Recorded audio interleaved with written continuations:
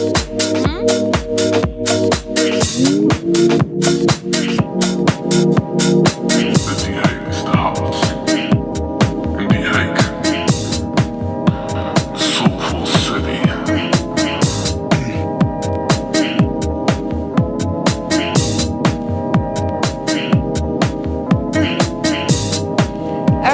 welcome back everyone. Please come forward because we're having a very dynamic thing and we want the rows to be full so that we do it in a more efficient way. So if you're sitting in the back, come forward, don't be shy. It's like this intro of the song, I think. So we're back with a very interesting session where our guest speaker, established perfumer Geza Schoen, is going to tell about the least explored way of storytelling and in his innovations in scents. And it's not only talk, but I guess you saw him doing some things on the table. You're actually going to test some of his scents. So with that, I would like to give floor to Geza, who is a dear friend of Georgia as well. So please take the stage.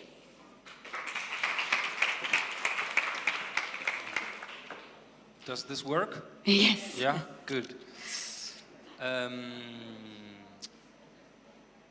So the ones over there, do you not want to come closer?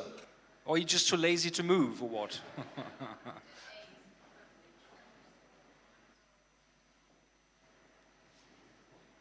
So, hello everyone. It's my third time in Tbilisi. My wife, she's from Georgia, would you believe it? And we have now a really cool daughter who will be 3 in August. She's with her grandmother, so she's not here, unfortunately.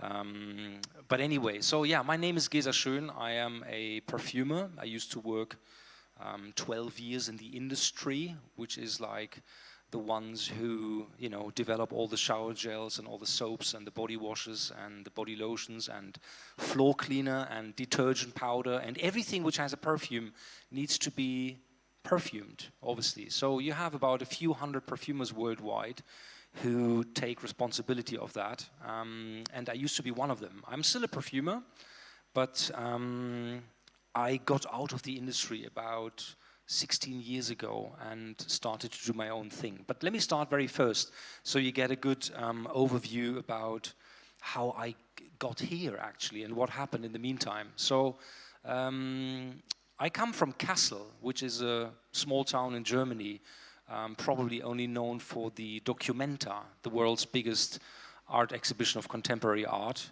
My mother used to work in a kindergarten, and my father was an art teacher, would you believe it? So I had a strong connection to the art world and grew up in a very liberal environment. And I started being interested in fragrances ever since I was 13 years old. And back in those days, you could, there were lots of samples. So you could just go to a perfumery, or you could write a postcard to the depots where all the fragrances of those brands would be stored, and I would just write like, "Hello, I'm interested in your fragrances. Can you send me a few samples?" And you know, I would come home from school, and there would be some samples from some companies who would do perfumes. So that was great fun, and I did that for a few years. And when I was 16, I had the first time the idea that I would want to do something with that in the future. I mean, I love to smell fragrances and love to wear them myself, but you know, somebody had to do them. So it was a seed which was planted in my head where I then didn't let loose any longer. And then I met in the summer holidays when I was 16, a very peculiar encounter I had with a lady who turned out to be the daughter of the boss of Germany's biggest company in that field. So her father used to be the managing director of Harman and Reimer, which was the biggest company in this field back then. And I pestered her, and I said, "Hey, listen, can we meet? You need to give me more information." So I met her. She told me who I needed to get in touch with at this company, which was the chief perfumer of this company, Mr. Oelkers. And I met him half a year later. I just set myself in the train and took the train from my hometown to Holzminden, which is a tiny town in Germany where this company was based. So I was totally hooked. I didn't let loose. I then finished my school. I did civil service, which is the alternative to do the military in Germany. And they've got rid of both of it now. There's no military, no civil service any longer. But I spent another 20 months doing this. And then was still in touch with this company until they said, actually, for the next education, we would like you to participate. So I was like, holy shit, I couldn't believe my luck. And I then joined months later. So from August 1990, so now 29 years ago, I started the education to become a perfumer.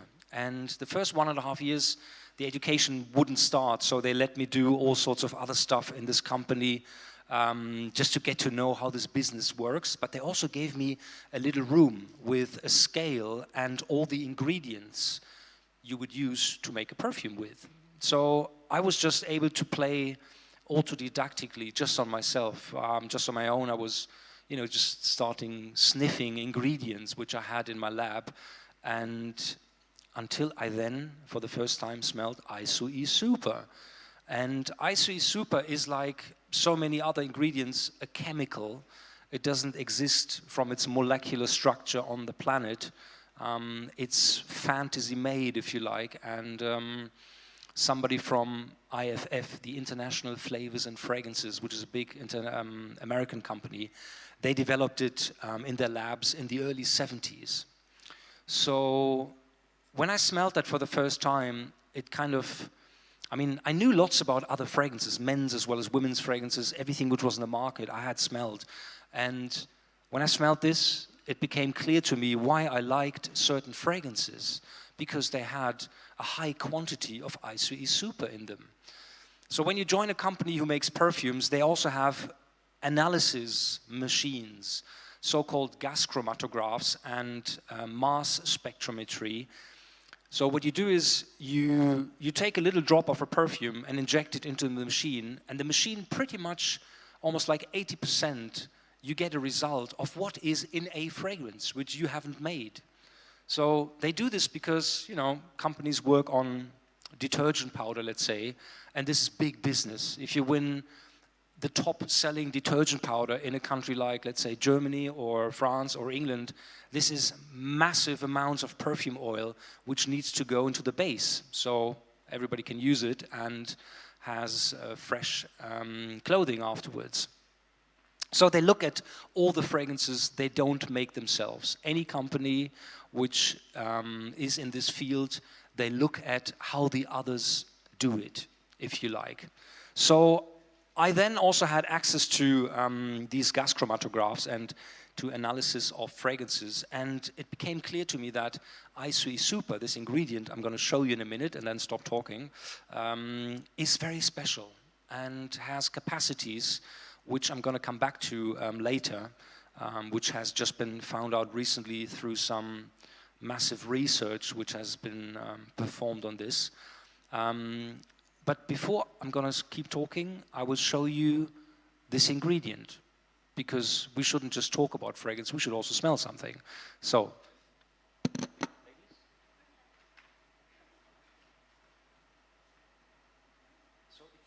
you give it to the first person. I'm trying. Yeah.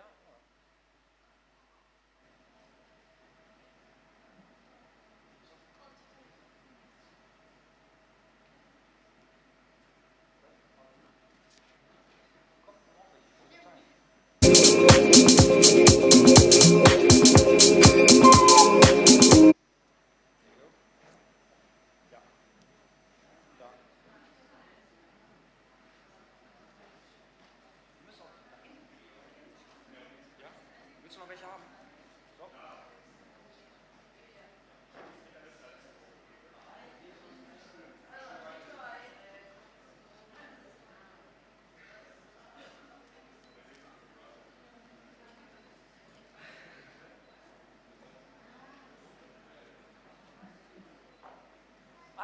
Right. So stop. Before you start smelling it, I want you to know, please only try and smell it once and then put it away. If you keep smelling it, you will not smell it any further. So the very first hit is what you get. And then you don't get it for the next half an hour or an hour. Which is not my mistake. That's just in the nature of the chemical. So I can't, I can't help it. Do you guys have blotters? Does everyone has got one? Can you speak? Okay, looks good. So you need to understand now that this is a chemical ingredient. In perfumery, we use naturals and chemicals. There's just these two. There's nothing in between. Natural products are, you know, squeezed from fruits, from bark, from roots, from the flowers, essential oils from, you know, the peel from an orange, a lemon. There's lots of sources of where you can obtain natural products from. That's the one side. The chemicals you can divide into two categories. There are nature identical ingredients and pure chemicals, if you like. The nature identical ones, it means the same structure chemically is found in nature. So, for example, you can have orange oil, which is the natural product, but you could also have limonene. Limonene is in every orange oil with 95%. Okay? In which particular case you would always use orange oil and never limonene, because orange oil costs nothing and limonene then also already is quite expensive. So chemicals versus naturals. Isoe Super developed in early 70s. They started using it in some fragrances in a few percentages. I remember the first fragrance where Isoe Super was launched in was Halston, the first women's Halston fragrance in early 70s, 1973. The more the time, so the more Isoe Super was in the market and perfumers got used to using it, the more they used. So, huh? Oh yeah, of course. I wasn't even thinking about it. The smell is up here, not here. I am sorry, I didn't even think about it. It's on the thinner side. Maybe you were wondering why you wouldn't smell anything. So it's, thank you, good point. So Isoe Super became a commodity. It became a really very often used ingredient, not just in fine perfumery like here, but also in all sorts of other applications. Washing powder, soap, shampoo, body lotion, everywhere. And so when I smelled that stuff for the first time, I took a little bottle home when I went home on the weekend, and I thought, this stuff is great. I need to try this on a friend of mine and see what happens. So we went out to this bar in our hometown, and I said to my friend Michel, can you just put a drop here and a drop there? And then we went to this bar, and it was quite early in the evening, and there were just a few people around, but it didn't take longer than 5 minutes for this woman to turn up in front of us and who said, who smells so nice here? And I thought, this is incredible, because we've just come here. How did she already smell his perfume? Because Isoe Super isn't the strongest of ingredients you've ever smelled, for sure, but it has a great radiance. So if I would be wearing it and somebody would come in and get closer, probably somewhere around there, you would actually smell it for the first time. So I spoke to the lady who said, who smells so nice here? And I said, this is incredible. What sort of perfumes do you like? And she said, I like Fahrenheit from Dior, but I also like Trésor from Lancôme. So Fahrenheit is a men's fragrance, very fresh, spicy, very woody, very musky, but leathery. That's that. And then Trésor is completely the opposite. It's sweet, it's powdery, it's fruity, it's sandalwood and very sort of much more feminine. But both have Isoe Super. Fahrenheit has 25%. Trésor had 20%. So that was the link. It was obvious. How could anyone like these two fragrances, which were so different to each other? And I thought, well, this is the link. So I thought, shit, this is a bomb. This is really, I was stunned. I couldn't believe it. And a few years later, the education had started in January '92, the proper education. I was doing this with 3 other young guys, one from Argentina, and 2 other guys from Germany. We were the 4 students to become perfumers. In 1994, we had a briefing from Diesel in the house. Diesel, fashion Diesel, back then was the coolest brand on the planet, I think. They had the wildest advertising campaign, and they were just really shit cool. I mean, I couldn't think of anything like more wow. So the sales guy was working in our company, and he had a contact to the designers from Diesel, because in the early 90s, those designers were all Dutch. God knows why, but they were all Dutch, and his wife was Dutch, so she knew these guys, so we had a contact. And so at some point after we had shown them a lot of fragrances, you know, to spark their imagination where they were going with this fragrance, I said to the sales guy, why didn't you just show him this, ISOE Super, what you're smelling now? And he said, I think even for Diesel, this is a bit far-fetched. And I remember I was really being pissed off back then, because I thought, this is so cool, you know, it would so well fit to Diesel, to this brand. But he didn't show it, and luckily he didn't, because otherwise we wouldn't be sitting here, that's for sure. So I just, and that was '94, so I just kept the idea to myself for the next 10 years. And only in 2005, when I was back in London, I had quit my job. After 12 years of being a perfumer, I thought, I really need to try this on my own. I went back to London and met a couple of really cool people who I felt I could share my idea with. And this idea was, give people not just a fragrance, because that's what we know, you know, a voluptuous, complex fragrance which has lots of attributes, lots of facets, lots of different things in one. I thought, I know so many people who say, well, I don't actually like fragrance because it's just too much for me. You know, don't leave me alone. I'd rather wear no fragrance than any fragrance. So I thought that's a shame, because I had lots of cool friends back then, and basically no one of them was wearing a fragrance. So I thought, we need something simple, something which makes people smell great, but isn't as penetrating around yourself. You know, if you imagine you wear, I don't know, let's go to the worst ones, Angel, great fragrance, but it's a bomb. If you wear Angel, you inhale it with every breath you take. You know, Angel, it just doesn't stop till, you know, you fall over and you're dead. And same for the men's fragrances. There's some, they're so strong, you know, and even I wouldn't want that. I think it's great to smell of something, but would you really want to inhale the fragrance with every breath you take?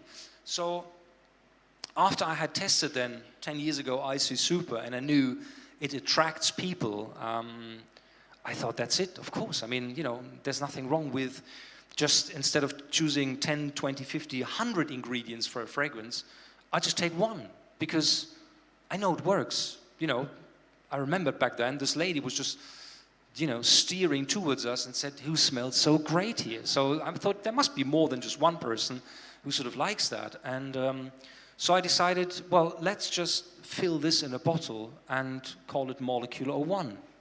That was it. With Molecular 1, I thought, okay, fair enough. There will be still people who want a little more complex a fragrance than just a molecule.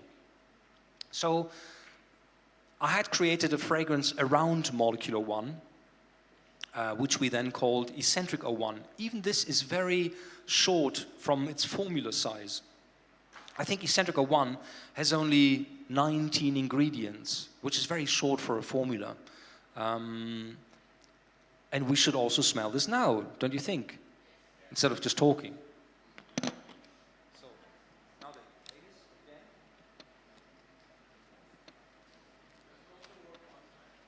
What's that? No. Very good question, thank you. Yeah, I'm sorry. ISOE Super, you get one whiff, and you detect it, and you very much will like it. If you try a second time, it doesn't work. It's quite a large molecule, so it sits in your nose, if you like, and has released its sort of, you perceived it once, and then you can't smell it for half an hour, another hour. But what IC Super is doing, it's very long lasting, it's very radiant, and there's one very important other aspect I'm gonna come back to in a minute. So this now has a proper top note and a heart and a base, and you should be able to smell this every time you smell it. So now this we also have to spray because you want the top note as well. So this is going to take a little moment.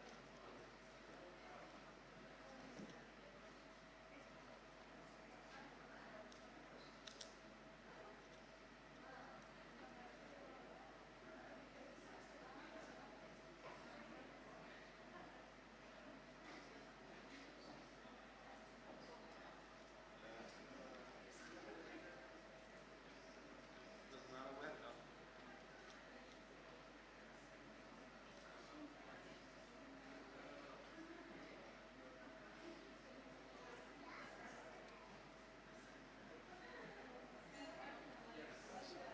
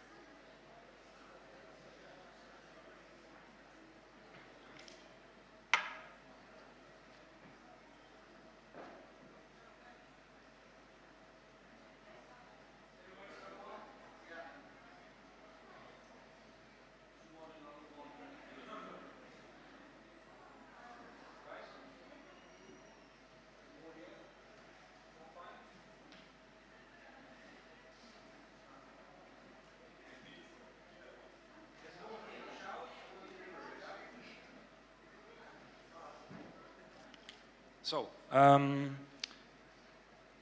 going to tell you how this fragrance originally started, because this is very, might be interesting to hear.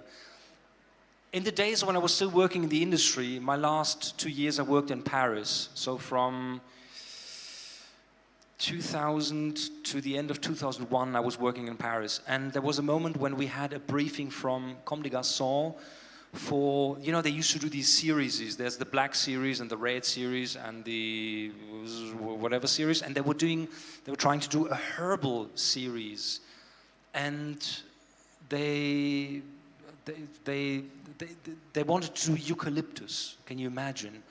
Eucalyptus is, I mean, it's great stuff. It's really cool when you get a cold, and you should pump yourself full with eucalyptus because that's going to sort you out. But do you want to smell of eucalyptus? No. So they gave me the eucalyptus one, and I thought, shit, what am I going to do? Because how am I going to make this sexy? So I thought, yes, I'm going to put in some eucalyptus because it'll be called eucalyptus, but the rest of the fragrance has to be so great that you would even wear it even though there's eucalyptus in it. So I really focused and concentrated and sort of thought, what am I going to do? So this was the beginning of this fragrance, actually. I mean, obviously later I kicked out all the eucalyptus because, you know, why would you want that? So this was the beginning of it. And I then twisted it into the direction where it made sense to partner it up with the molecule, because what you're smelling now has 65% of molecule, or one. So nearly 2/3 of the fragrance is just this. And then it has a very small top note, a bit of lime, a bit of pink pepper. It has a bit of jasmine and a bit of orris in the heart. And it has incense, mastic, and a couple of other woody notes, plus a couple of musky notes. That's it. As I said, 19 ingredients, very short. But you can clearly see, you can smell this more than once, right? So now, we just launched it, and there's a very funny story. What happened? I mean, you must imagine, we were no one. Nobody knew us, nobody knew eccentric molecules. We just were there and said, we got a funny concept. There's a molecule and there's a fragrance with it. So we went to Harvey Nichols in London, and Daniela Rinaldi is the lady who used to be the buyer for perfume goods and cosmetics and all the stuff they used to sell at Harvey Nichols. So we met her and sprayed the fragrance on her, and she said, I can't smell it. And we were like, yeah, but you know, there's a smell, and you know, don't worry, it'll, you know, maybe somebody will like it and stuff. And she said, yeah, but I can't smell it. So guys, I'm sorry, we can't sell it, sorry, you know. So we were like, oh shit, okay, so left. What happened in the meantime? When she finished work, she stepped into a cab, and probably a couple of minutes later, after she was in the cab driver went, oh lady, you smell nice, you know, what is that fragrance? And she was like, I don't even know how it's called, you know, I can't smell it. Can you smell it? And he was like, oh, it smells gorgeous, darling. And she was a bit like confused. Then she stepped out of the cab and went to a local shop. And a minute later, after she was in the shop, the lady went, oh, darling, you have a wonderful perfume. What is that? And she was, well, you like it, yeah? And she said, oh, you smell gorgeous, darling. And so that just carried on. Even a third person the same evening on her way home commented on the fragrance. So she was completely, she was in tears nearly, obviously. And next morning, she said she placed the biggest order they had ever placed for a fragrance. So we basically gave her everything we had. We only had 5,000 bottles, 2,500 molecule, and 2,500 eccentric. She bought it all. And it just went like hotcakes, and we couldn't believe it. And it was so crazy that we were so lucky that she had it on her skin. So she had it on her, so you could actually smell it on her. So this is how it started. And I then had to sort of start getting my head round into doing interviews. I had never given an interview in my life before. And there was, all of a sudden, some really cool magazines came on and said, hey, you know, can we have a little interview? So I said, yeah, sure. And then I had said in one interview, which was very foolish, I said, Molecular One has almost a pheromonic effect. And I wish I hadn't said that, but I did. And soon, you know, the next one goes like, oh, this is a pheromone, and oh, it works like a pheromone. So it was over, and everybody thought this is a pheromone, and I kept saying, no, it isn't. I just said it has a pheromonic effect, which it has, because you wear it, somebody will come after you and sort of ask you what it is. Then, only about maybe 2 or 3 years ago, I was in touch with a very cool guy called Professor Dr. Hans Hutt, who is a genius sort of professor. He He holds the seat for cell physiology in Bochum in Germany. And what he does is they basically look into how a single cell reacts to smell. And I said to him, yeah, but how do you do that? So you inject the tiniest amount of a molecule or a natural product into a singular cell. And he says, yeah, that's what we do. And I said, what did you test so far with those cells? What did you inject? And he showed me a list, and I said, yeah, but that's really, you should take something really cool and not just these boring ingredients. Because he said, the cell doesn't actually ever react to these smells. Nothing has happened. And then I said, well, I give you a couple of really cool ingredients. So I gave him IC Super, Hedione, a few others. And then months later, I met him again. I said, what happened when you injected IC Super into the cell? He said, the cell started to dance. And I thought, that's just absolutely incredible. I mean, I was really gobsmacked and couldn't believe it. But I wasn't surprised. So he made further tests with IC Super. And then he found out, imagine, we as human beings, as we sit here, we have only 5 pheromone receptors left. A mouse has 200. We have 5. And you know why? Because we use this shit all the time. And we look at stuff, we look at images, we only live visually. As where other animals, they can't talk with each other. They need other signals to understand how this other animal ticks. Is it ill? Is it male, female? Has it been eating lately? Excuse me. All these things are important.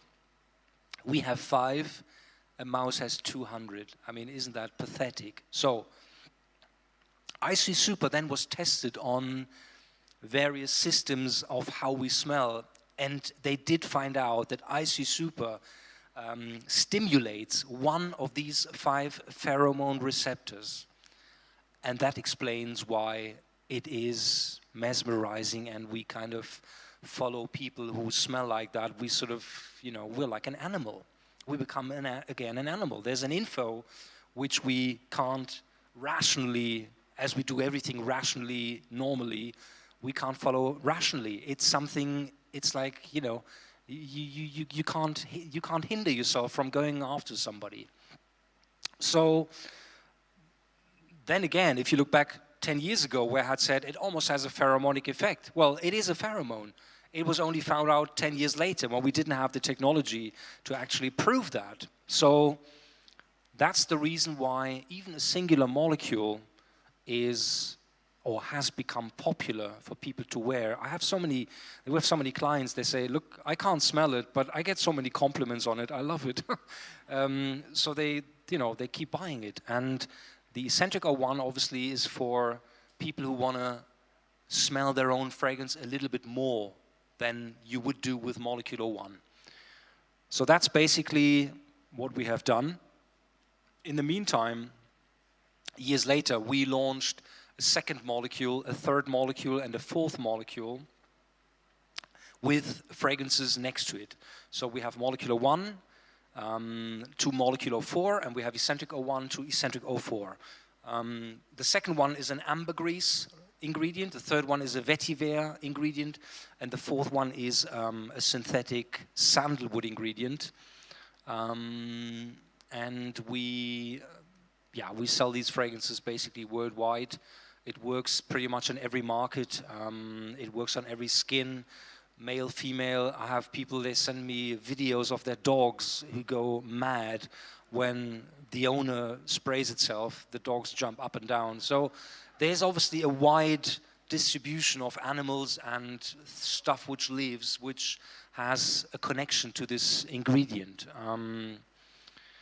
So what else could I say? Could I say anything else? Oh yeah, Lionel Messi wears Molecule 01. How fucking cool is that? Or we've had sort of, Hollywood stars and singers and musicians and other people.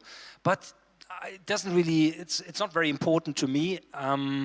What's important to me is I have a collection of emails where people go, hey, I just wanted to send you a thank you email because I've met my wife through your fragrance. And that's obviously wonderful. And just recently, just 2 days ago, Sophie's friend Nuka, who lives in Tbilisi, she was somewhere out in the evening and she wears Molecular One, and this guy follows her through the evening, and she tried to get rid of him, but he kept following her. So, and he said, you wear the fragrance I like. You're wearing Molecular One. She goes, yeah, I do. So now they've become a couple again. How great is that? So that's pretty much what I do. I also do work for other brands. I develop fragrances for other brands. We have a couple of other concepts we've developed over the years.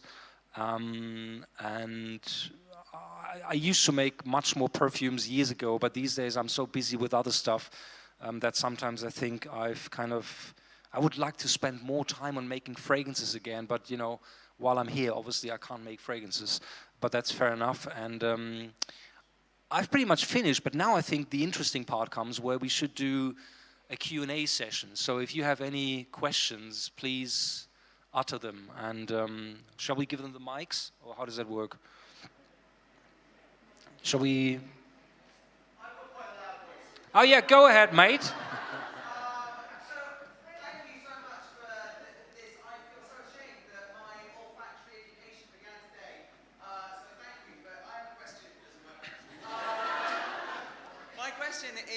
My question is, it's, you know, smell, even though I know nothing about it, is obviously a big part of everyone's life. Everyone has that feeling, you know, sometimes you walk into a place and it reminds you because of the smell. And I don't mean to be flippant, but there are certain smells that everybody loves, toast, coffee, this sort of thing. So what is your favorite smell? Well, that's easy. The favorite smell is my little daughter. Of course. I mean, you can't get any better than this. But, I mean, that's probably for anyone who's got a child, right? This is just the most, I mean, the most intense, closest, most emotional possible smell you can have. Yes, part is because we all ooze certain smells. You know, yours probably today wouldn't be the best because you've been drinking like a fish last night. You know, so that doesn't help, but no, we all have, listen, this is what brings people together. If your genetic code is different enough to that woman you find attractive, that's the reason why. If the genome you have is very close to the lady next to you, it's not going to work, because nature has there's a manifest basically which says, if you want to have a child which has very likely not diseases, allergies, all sorts of things which could hinder us from having a normal life, it's the genetic code. So therefore, you want to pair with somebody whose genetic code is most different to yours.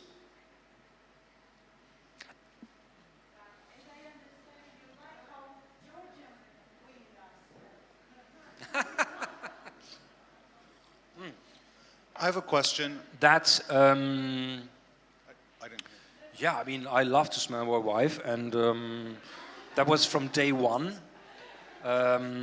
So that is obvious. Somebody you cannot smell, you're not very likely going to have a family with, because you need to bear that person for more than just one night, you know. So it's very good if that is on a stable basis.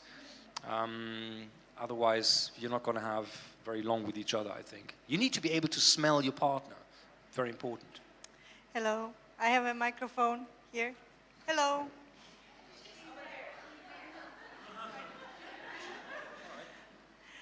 Thanks. I have two questions. So first of all, what do you keep in mind when you prepare perfume for men and women? And how do you differentiate, or if there is anything that you think about?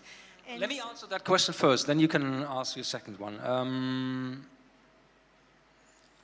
When I do fragrances for our brand, I don't have this men or women thing in my head at all, because this is all about each fragrance, each eccentric fragrance starts with the molecule. I smell the molecule, and the molecule tells me where it's going. So Icy Super is, yes, it's woody, it's probably cedar woody, very close to cedar wood. It's very velvety, it's very soft and creamy. It's dry, it's warm, it's erogenous, it's very sort of, this pheromonic effect it has. All these things tell me the framework for the fragrance. For example, molecule 4, javanol, is a sandalwood ingredient. But it has 3 aspects for me when I smell it. It has a little grapefruit note, it has a rosy side, and it has a very spacey sandalwood aspect. That was it. Grapefruit, rose, sandalwood. That's enough for me.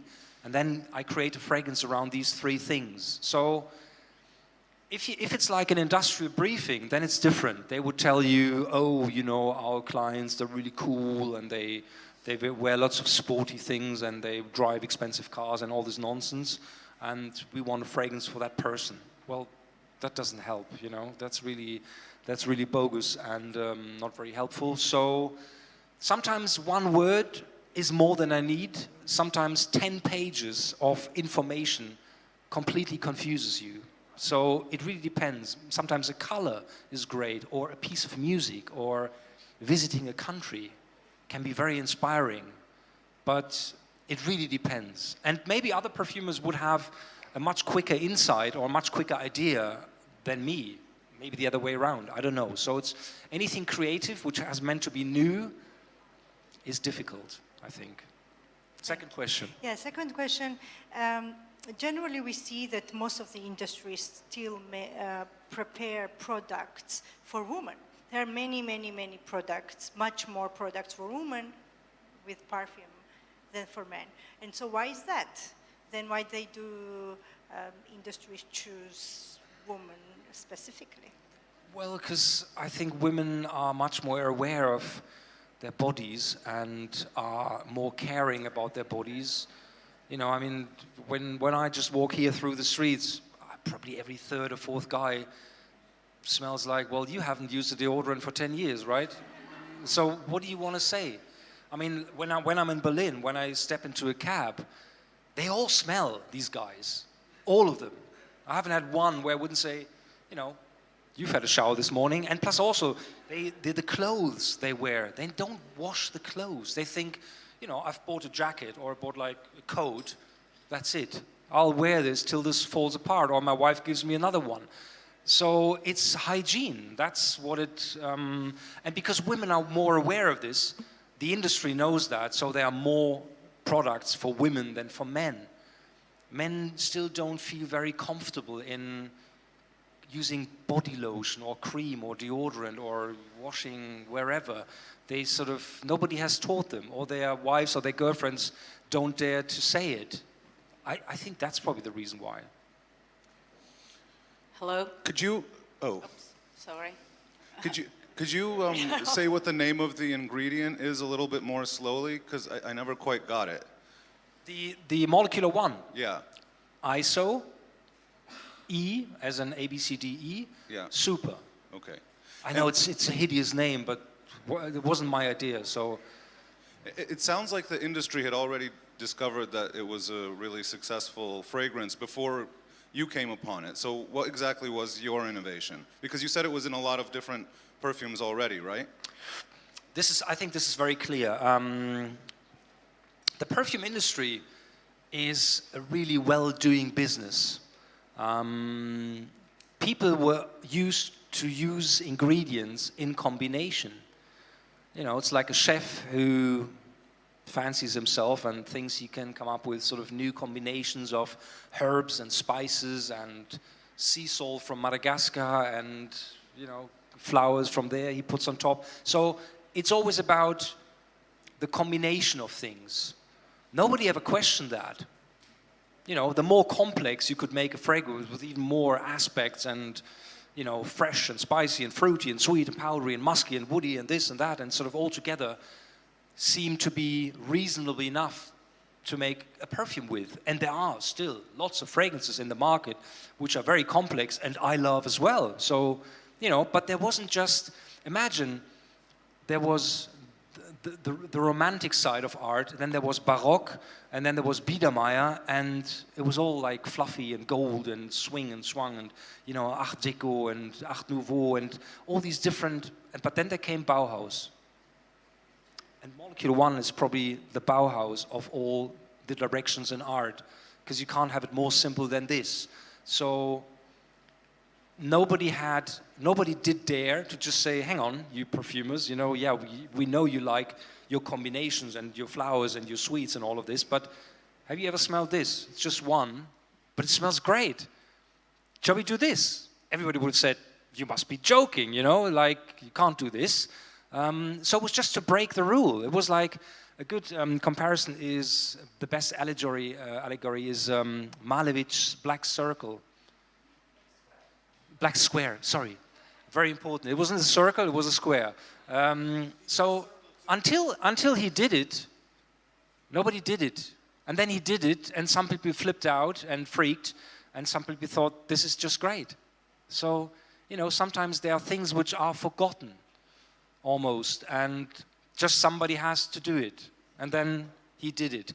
Like, same for me in the industry. When I did that, you know, half of the perfumers were like, you shit, you know, like, how dare you do this? And the others were, great, man, well done, you know, what an invention. So, you know, we all have different opinions about anything. So, does that answer your question? I mean, what's stopping me just buying a barrel of this stuff and dunking my head in it? Sorry, I need to come a bit closer. Sorry, again? I'm saying, what's stopping me just buying a barrel of this stuff and dunking my head in it, because yours seems to be just the pure chemical, like it doesn't need to be in a fancy That's right. bottle. You can do that, but you can't buy the quality I'm using. Of course not. That's then where I have to say sorry, but I mean, there's lots of other qualities around, but the one we're using is from IFF, and they invented it. So I have smelled lots of qualities of IFF, IC Super and others. This is clearly the best. Thank you. Sure. So, more questions? Yeah, hello. Hello. Well, first of all, thank you for sharing your story with us. I'm a big fan of perfumes, and I love different scents. So my first question is, why does the perfume smells different on everybody? The same perfume. Like in general, you mean? Yeah, Okay. the same perfume, because I'm a big lover, and every time, you know, my friends are always, oh my God, Lika, you smell so good, and they go buy perfume, and then they tell me that, oh my God, it smells so different on you and so different on me. Second one? No, let me answer. Okay. Let me answer this first. That's very simple. We are all different. We have Skin? It is the skin. We have different skin types. A fragrance on somebody who comes from Finland, or the same fragrance on somebody who lives in Namibia, there will be a difference because it'll be different. Also, it's not just the skin. It is food. It is how you live. Do you drink a lot of water? Do you only drink Coca-Cola or whiskey? Do you smoke? Do you not smoke? What do you eat? Do you only live off curries, or do you also eat salad sometimes? So the range is so wide. Everything we take in will come out. So What this if we gives take us the same thing, but still it smells different on, you know? yeah, but me? again, I mean, so let's say you live healthily. You live a healthy diet. You don't drink alcohol, you don't smoke, you do sports. The better you probably live, or let's say the healthier you are, the cleaner a fragrance will perform on you. If you have had a curry last night and you got totally pissed, and then next morning you wear a fragrance, it'll smell different, I can tell you that. Okay, you thank see? you. So that's somehow where Okay, we're... and another question is, I mean, every time I put the perfume, I can smell it, but then I cannot smell my perfume. Yeah. What's the thing? Is it mine? Does it mean that the perfume is mine, or, but everybody can smell it? But Yes. me. No, What's the thing? you get used to it. When you wear one A perfume second? for a long time, and again and again and every day and again, and then it's what happens, like people think, oh, it's gone, I need to spray myself again. And then you enter a vicious circle because, Well, you know, actually, I don't do that. no, but the more you have smelt it, and very often, and again, basically, your sense is around that fragrance for days and weeks and months, every time. You become blind on it. because your receptors go at some point, I've had enough, let me alone. Actually, I have 4 different perfumes right now, so everybody has like different scents. Well, I use Annick Goutal, Gardenia Passion is totally different than, let's say, Lavardose. It's different, you know that. Boucheron, it's totally different. Twilly is totally, so I change it all the time, but Yeah. still, I spray it and that's it. I cannot smell Have a it. break from all 4 and maybe try a different one. Well, that's the ones that I like now. Well, then I'm sorry. That's all I can say. I mean, you have a break. Yeah, only one more. Sure. Hi. I have discovered your perfume, in particular Molecule 1, I think in 2009, and I have never changed it again, and I think I will stay with it forever. Good decision. Because I'm allergic to any other scent, I think. All right, okay. But then I discovered, I think it was online, when I saw the shower gel or body lotion of it, and I never dared to buy it because the simplicity of this perfume, I thought I would lose it. I just wanted to ask you, like, what's the difference when you use the perfume? I mean, not skin feel-wise, the scent-wise, and when you use any other product containing it. Do you wear molecular or eccentric? Molecule Molecular only. one. Okay, so the body washes we do are the eccentric fragrances. They're not the molecules. We simply thought we wanted to add a second application to just like a skin fragrance. So we thought, what do people use most? Well, they all wash their hair and their body. So we thought, let's just do a body wash. In your case, Eccentric 01 body wash, it's fucking fantastic. I mean, check it out once. It has more than just the molecule. It has a strong top note, stronger than what you've smelled now. I've increased that. It fills the whole bathroom, if not the whole house. And it's just a bit more of an, like an ego moment. You have this wonderful shower sort of experience. And that's it. Like any other body wash or shampoo you would use.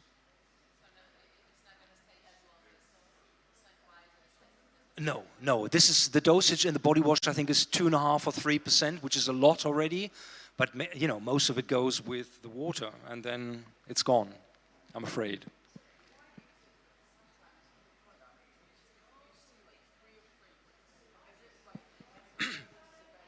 Here's one last question. Shall we? Yeah. Yeah. The lady said, "Why does sometimes a product say unperfumed?"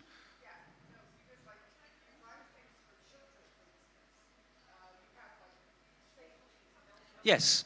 Well, this is because skin of babies or small children is very fragile and very vulnerable. So therefore, they're trying to avoid anything which could cause like an allergy or this sort of stuff. That's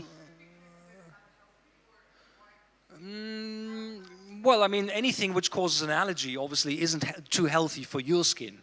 So that's why the industry makes sure that they go very, very low on these kind of things, just to prevent themselves from going to the lawyers and having to pay lots of cash. So that's why, I think. So do we have to finish now? Is that it? Yes. Thank you. They're going to be online.